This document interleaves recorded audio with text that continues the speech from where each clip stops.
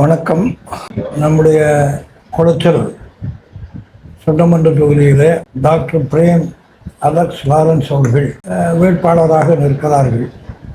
அவரை பொறுத்த மட்டில் அவருடைய தந்தை அட்வொகேட் லாரன்ஸ் அவர்கள் ஆலஞ்சியில் இருந்தாலும் அவர் எங்களோடு மிகுந்த நெருக்கமும் சமூக நல்லிணக்கத்திற்காக அந்த காலகட்டங்களில் இருந்த அந்த நெருக்கடியில் எனக்கு பெரும் துணையாக இருந்து செயலாற்றியவர்கள். எனவே இந்த சமுதாயம் கன்னியாகுமரி மாவட்டத்தில் மத நல்லிணக்க வேண்டும். இங்கு வாழுகிற பெரும்பான்மை மக்கள் தங்கள் உரிமையை பாதுகாக்கணும். கன்னியாகுமரியினாலே ஒரு அடையாளம் இருக்கிறது. அந்த அடையாளத்தை கொடுத்தவர் மார்ஷல் நேசமணி அவர்கள். மார்ஷல் நேசமணி அவர்களுக்கு கீழே அரசியல் நடத்தி வளர்ந்தவர்கள். இந்த தொகுதியிலே ஒரு காலம் வெற்றி பெற்ற நம்முடைய போற்றோருக்குரிய சிதம்பரநாதன் அவர்கள் மற்றும் அது போன்றவர்கள் தான் இது முக்கியமான தொகுதி. இந்த தொகுதியில் வாழ்கிற மக்கள் மண்டைக்காடு முக்கியமான ஆலயம், அதை சார்ந்து வாழ்ந்தவர்கள். இங்கே மத நல்லிணக்கம் வேண்டும் என்பது இங்குதான் மதக்கலவரம் 80 உருவானது. நாங்களெல்லாம் மிக அக்கறையோடு அலைந்து திரிந்து மக்களோடு சேர்ந்து அது நிரந்தரமான ஒரு அமைதி இருக்கிறது. யார் அமைதியை எங்கே கெடுத்தார்களோ அவர்கள் மீண்டும் தலையெடுத்து விடக்கூடாது. இதை ரொம்ப கவனமாக இருக்கணும். அப்போ அதற்கு யார் தகுந்தவர்? இந்த மண்ணுக்கு, இந்த மண்ணை நேசிக்கிற இந்த மண்ணின் மைந்தர்கள், குறிப்பாக இங்கே இருக்கிற சமுதாயம் பெரும்பான்மை நாடார்கள். அதில் இந்து கிறிஸ்தவர்கள் என்ற பேதமெல்லாம் கிடையாது. இந்து மண்டைக்காட்டு அம்மன் கோயிலுக்கு அந்த கொடியேற்றுகிற கயர் நாடார் சமுதாயம் கொடுக்க வேண்டும். சரி, நாடார்னா அப்போ நாங்கள் தான் கொடுப்போம் என்று எந்த இந்து நாடாரும் போட்டி போடவில்லை. பாரம்பரியமாக கொடுக்கிற அந்த பாரம்பரிய அந்த குடும்பத்திலிருந்து கிறிஸ்தவ நாடார் தான் வந்து கொடுக்கிறார். எனவே அவர்களும் அதை மறுப்பதில்லை, நாமும் மறுப்பதில்லை, வெறுப்பதில்லை. ஒற்றுமையாக வாழுகிறோம். மார்ஷல் நேசமணி அவர்கள் தான் இந்த அறநிலையத்துறைக்கான பெரிய நிதியும் உரிமையும் வாங்கி தந்தார். சரி, கன்னியாகுமரி மாவட்டத்தில் இருக்கிறது. ஆனால் அதுக்குள்ளே மீண்டும் மீண்டும் ஆதிக்க சக்திகள் ஆதிக்கம் செலுத்துவது தாங்க முடியாது. மண்டைக்காடு நம்முடைய குலதெய்வம், பூர்வீக ஆலயம். அதில் ஆண்டுக்கு ஒரு முறை ஒரு விழா நடக்கிறதான அதில் மண்டகப்படி. இன்னைக்கு தமிழ்நாட்டில் எல்லா அறநிலையத்துறை ஆலயங்களிலும் மண்டகப்படி இருக்கிறது. அந்தந்த இடத்தில் வாழுகிற சமுதாயங்கள் ஒரு நாள் அந்த ஆலய செலவும் அந்த விழாக்களையும் நன்றாக கொண்டாடும். நமக்கு அந்த கொண்டாட்டத்துக்கு வாய்ப்பில்லை. நான் போன்றதற்குள்ளே வேட்பாளர் டாக்டர் பிரேம் அலெக்ஸ் லாரன்ஸ் அவர்களை கேட்டேன், இந்த உரிமையை மீட்டெடுக்க நீங்கள் குரல் கொடுக்க வேண்டும். அவர்களும் அதற்கு ஒத்துக்கொண்டார்கள். நியாயமான கோரிக்கை. இங்கே இருக்கிற இந்து நாடார்கள் எங்களோடு சொந்த பந்தமாக இருக்கிறவர்கள், அவர்களுடைய உரிமை பறிபோகக்கூடாது. யாரோ எங்கே இருக்கிறவங்க சொல்வதை கேட்டு மண்டைக்காட்டின் ஆளுகை இருக்கக்கூடாது. இந்த வட்டாரத்தில் வாழுகிற அதை குலதெய்வமாக மதித்து அந்த பொன்னம்மை என்ற பெயரை பொன்னென்று சேர்த்து தன்னுடைய ஒவ்வொருவருடைய பேரில் இணைத்து கொள்ளுகிற அந்த பாச உணர்வு உடையவர்கள். அவர்கள் 2 மதத்தில் இருக்கிறார். எனவே அந்த சமூக அந்த நம்பிக்கை அது பாதுகாக்கப்பட வேண்டும். அவருடைய உரிமை பிரிந்து போனால் உரிமை யாரோ கொண்டு போகிறார். எங்கிருந்தோ மத ஆதிக்கம் செலுத்தப்படுகிறது. எனவே நாம் பிரிந்து வந்தோம். இன்னும் அங்கே நம்பூதிரியுடைய ஆதிக்கம்தான் இருக்க வேண்டும் என்ற நிலைப்பாடு இருக்கக்கூடாது.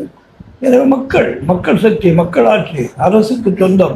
அப்போ அரசு இன்று மக்களால் தேர்ந்தெடுக்கப்படுகிற இந்த காலகட்டத்தில் மண்டைக்காடு அந்த இதை சார்ந்து இருக்கிற இந்த குளச்சல் தொகுதி, இந்த குளச்சலில் நிறைய விஷயம் இருக்குது.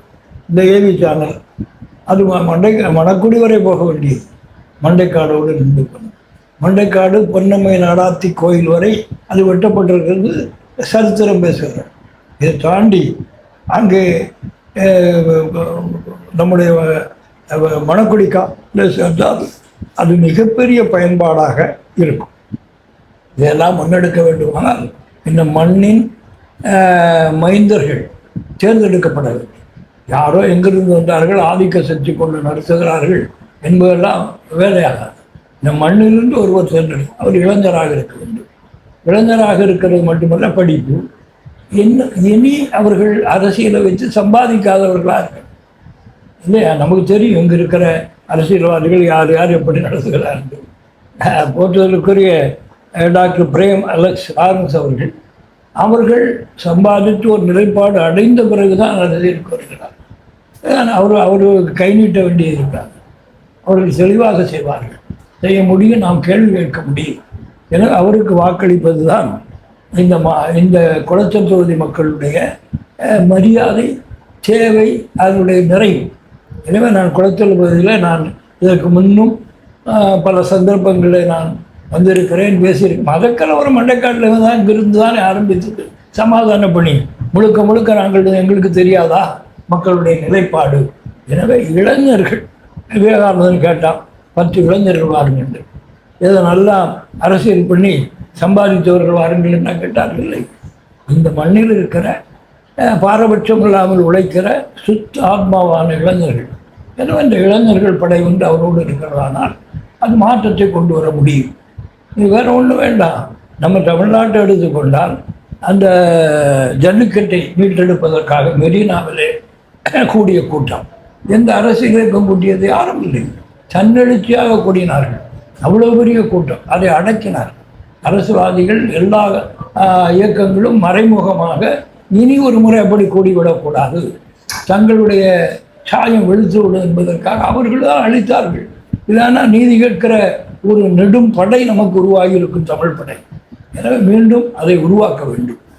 அதுதான் எங்களுடைய வயதான காலத்தில் இந்த மண்ணை பார்த்து, தமிழை பார்த்து, குமரி மண்ணை பார்த்து அதை நேசிக்கிற நாங்கள் எதிர்காலம் நன்றாக இருக்க வேண்டுமானால் யார் யார் தேர்வு செய்யப்பட வேண்டும், யார் யார் ஆதிக்கம் செலுத்த வேண்டும் என்பதை சொல்ல வேண்டிய கடமை இருக்கிறது.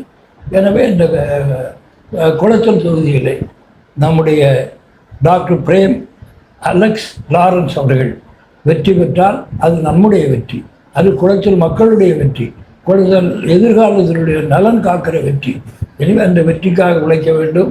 எல்லோரும் நீங்கள் உங்களுக்குள்ளே பேசி ஒரு தெளிவான முடிவெடுத்து இங்கே மத ரீதியான அந்த எண்ணங்கள், ஜாதி ரீதியான எண்ணங்களை மறந்து இங்கு இருக்கிற பெரும்பான்மை மக்கள் அவர்களுடைய பிரதிநிதி எப்படி அன்று ஒரு பொதுவான நிலையில் பெரியவர்களால் இந்த தொகுதியை நடத்தினார்களோ அதுபோல் நடத்துவார்.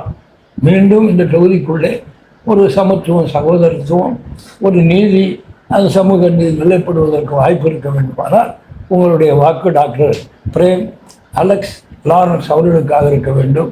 அவருடைய வெற்றி நம்முடைய வெற்றி, குமரியினுடைய வெற்றி, தமிழகத்தினுடைய வெற்றி என்பதை நான் சொல்லி அவர்களை வெற்றி நிச்சயப்படுத்துவதற்கு நீங்கள் உழைக்க வேண்டும். இறையர்களை இறைஞ்சி பிரார்த்தித்து நான் வாழ்த்துகிறேன். அவர்களுடைய வெற்றி உறுதிப்படுத்த வேண்டும். அதை இறையர்கள் நல்கும் என்ற நம்பிக்கை இருக்கிறது. கண்டிப்பாக இந்த அவருடைய வெற்றி நிச்சயிக்கப்படுகிறது. அவருக்கு நான் ஆசீர்வதித்து அவரை வாழ்த்தி இந்த மக்கள் அனைவருடைய சார்பிலே இந்த மண்ணை நேசிக்கிற நான், இந்த மண்ணை நேசிக்கிற காரணத்தினால் அவரை ஆசீர்வதிக்கிறேன், வாழ்த்துகிறேன். அவருடைய வெற்றி நம்முடைய வெற்றி.